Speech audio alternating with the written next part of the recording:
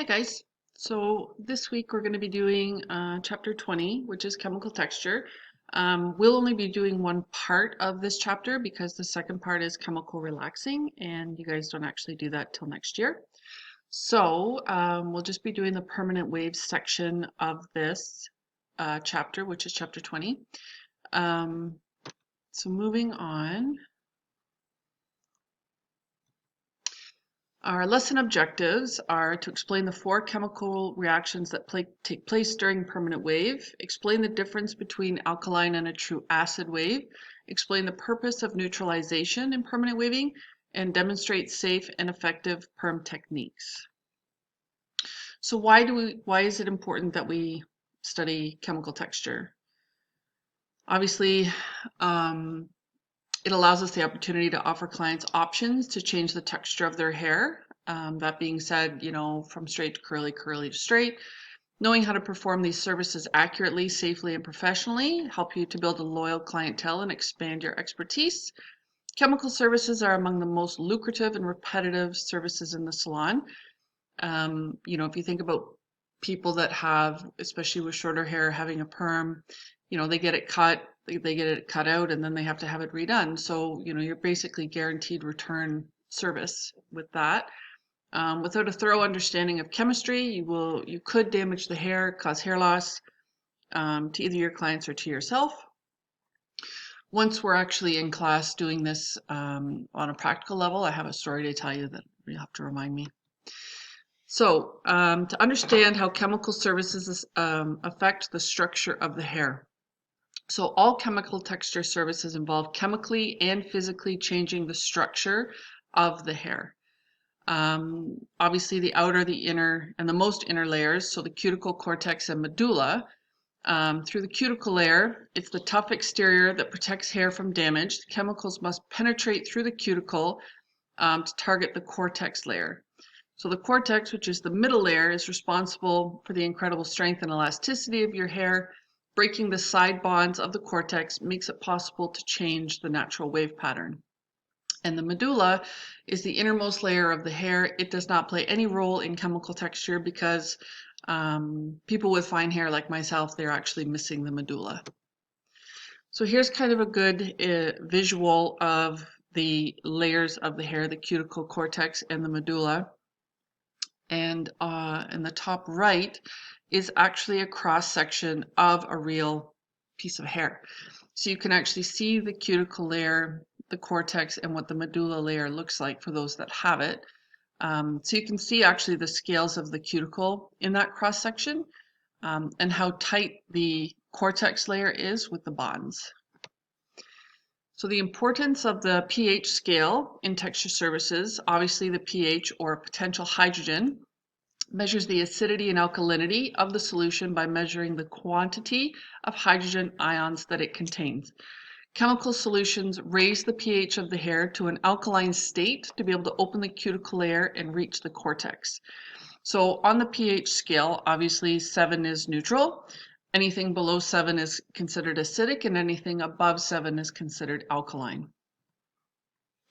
So looking at these, again, these actual magnified pictures of what hair looks like. On the left, we see the healthy cuticle layer. It's all laid flat. The layers are all sitting flat together. That's what actually gives hair its shine, is when your cuticle layer is sealed closed.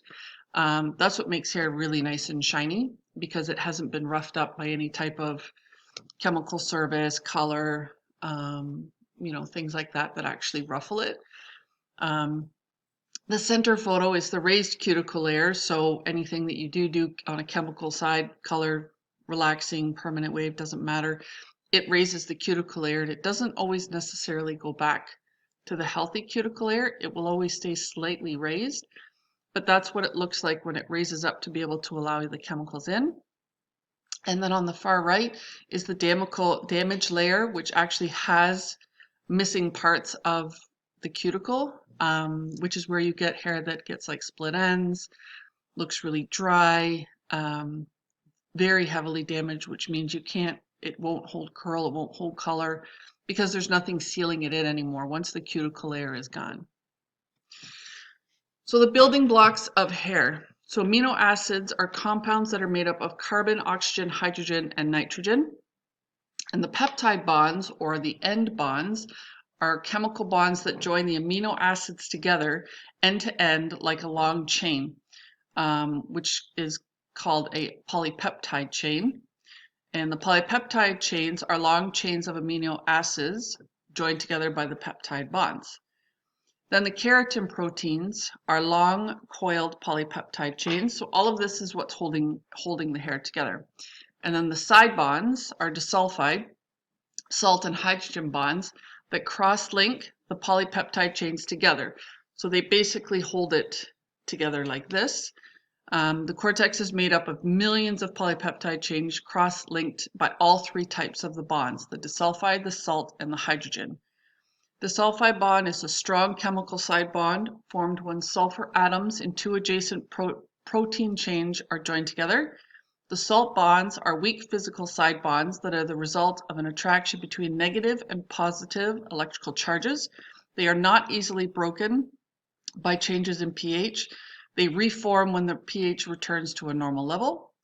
Hydrogen bonds are weak physical side bonds that are also the result of attraction between opposite electrical charges. They're easily broken by water and heat, and they reform as the hair dries or cools. So hydrogen bonds, an example of that would be if you were to do a wet set, like say a finger wave set, let it dry, brush it out, and it holds the waves. That's considered, breaking the hydrogen bonds and reforming. Or, wetting the hair, curly hair, blow drying it straight, flat ironing it.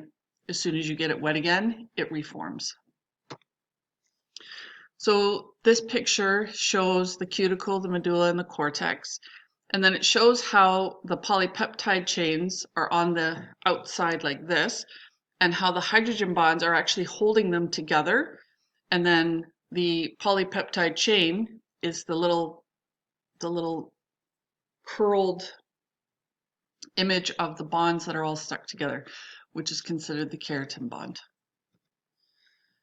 Okay, so in permanent waving, it is a two-step process where the hair undergoes a physical change and a chemical change. So what part of the process is the physical change and what part of is the chemical change?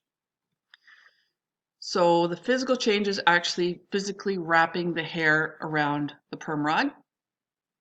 And the chemical change is the application of the permanent wave solution in the neutralizer that actually changes the hair, the bonds inside the hair, and reforms them to whatever it is that you happen to be wrapping the hair around, depending on the size of the rod, the type of the rod, or if you're doing chemical relaxing, you're actually changing the curl in the hair to making it straight.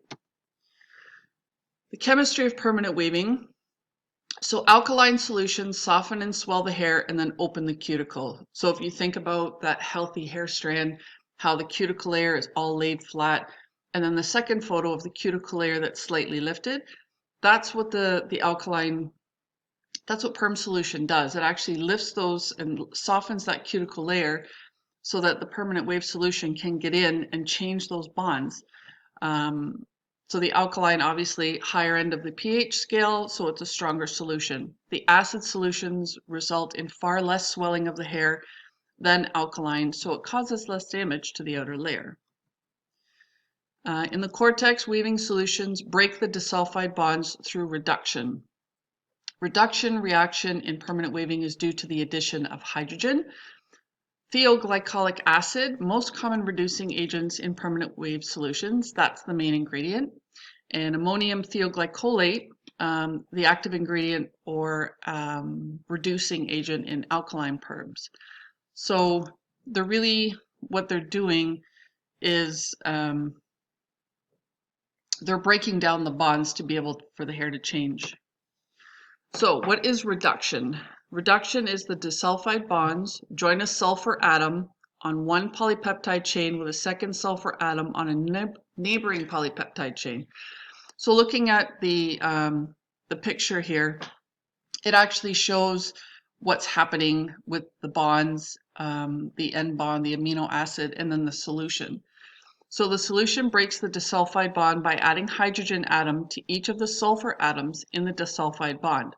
Sulfur atoms attach to the hydrogen from the solution, breaking their attachment to each other. Once broken, polypeptide chains are able to be reshaped into new curls. So here we have the different types of PERMS solutions that are available.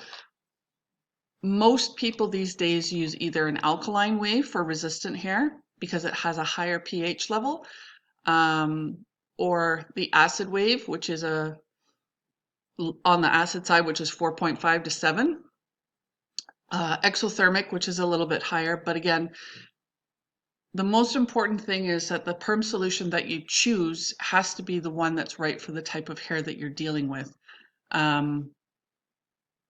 Because using an acid wave on someone with fairly coarse gray hair, not going to work.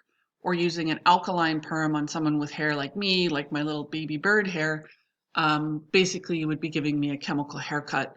So it's really important to understand what type of solution you need to use for the type of hair and the texture of hair that you're working with, and the type of curl that they're looking for, whether it be like body wave or something a little bit more on the tight side. So sectioning for the permanent wave, you actually section the hair into 9 different sections. Here's a good example of it on the right. We will be going through this in our practical section. Hopefully next week we will be back. But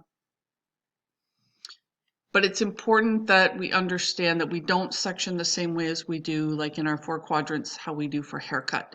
So we take measurements basically using the size of the rod, and we actually figure out our sectionings based on that. It is a little bit of a different, but it's actually better to keep you organized to have the 9 different sections. So base placement. So basically what that is the size of your rod, where it sits on the head is considered the base. So base placement refers to the position of the rod in relation to the base section.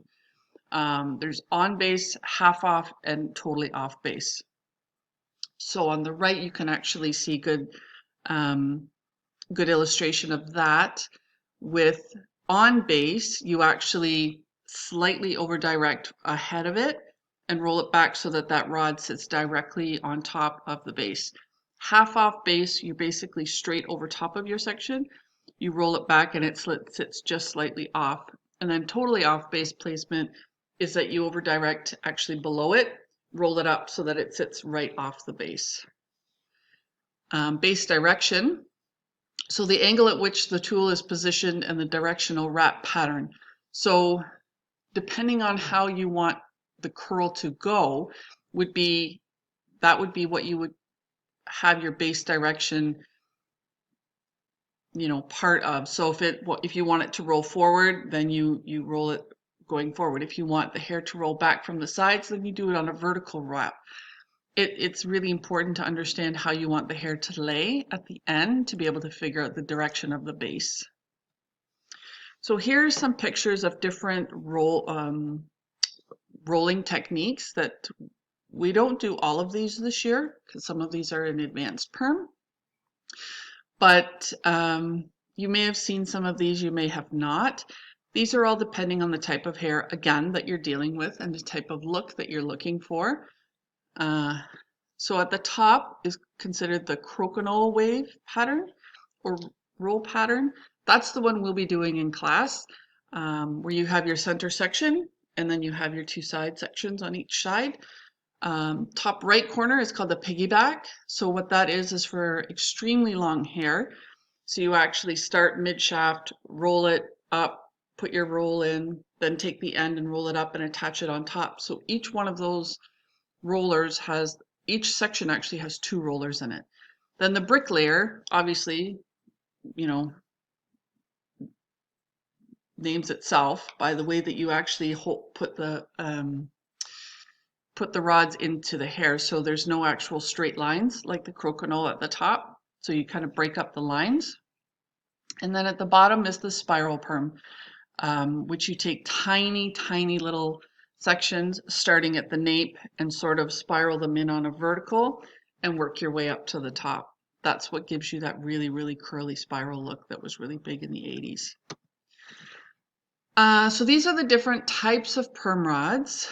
The ones we will be using are the concave, which are on the left-hand side of the screen.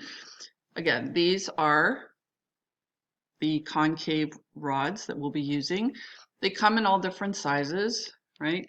White, pink, gray. So again, the rod that you choose decides on the type of curl that you're going to have. The smaller the roller, the tighter the curl, depending on the length of hair. The longer the hair, the smaller the rod, the tighter the curl. The shorter the hair, if you have, you know, a larger rod in shorter hair, then it gives you more of a body wave. So the other thing is we have the soft rods at the bottom, and then we have the bendy rods. We don't really use any of these. We have them available in the salon. They are part of the permanent or the other wave. Pardon me, the level 2 perm advanced. They're sort of for more creative. End papers. Okay, so these are end papers. So they're really thin papers that we use. And then depending on, they actually just help you hold the hair so that when you're actually wrapping the perm, it keeps all the ends together, keeps everything neat and tidy. And then there's a couple of different ways of wrapping the hair depending on what is most comfortable for you.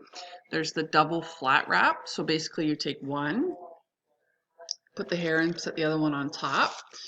And then there's the single flat wrap where you actually just sort of set this on top of the hair. And then there is the bookend wrap, which is the one that I use most of the time. You basically just fold your perm paper in half and slide it over the section. So again, that kind of is what you will figure out from getting used to using the perm papers and rolling. Some people like one, some people like the other. Oh dear.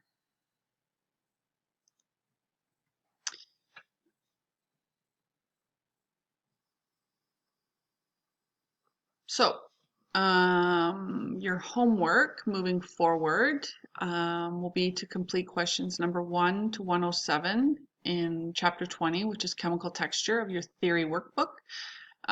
Your test will be online. It will be available as of 3 o'clock, and you will have until Sunday evening to complete. If you have any questions, obviously, on anything, please let me know. Send me an email. We will be going through all of this on the practical side once we are back in the lab.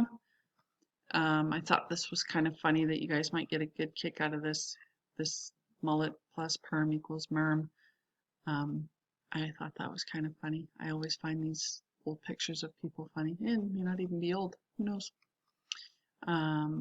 So on that note, I will let you enjoy the rest of your day. And again, if you have any questions, please email me, let me know. Otherwise, for next week, please have the test completed and the homework completed. And we will see you next week. Thanks. Bye.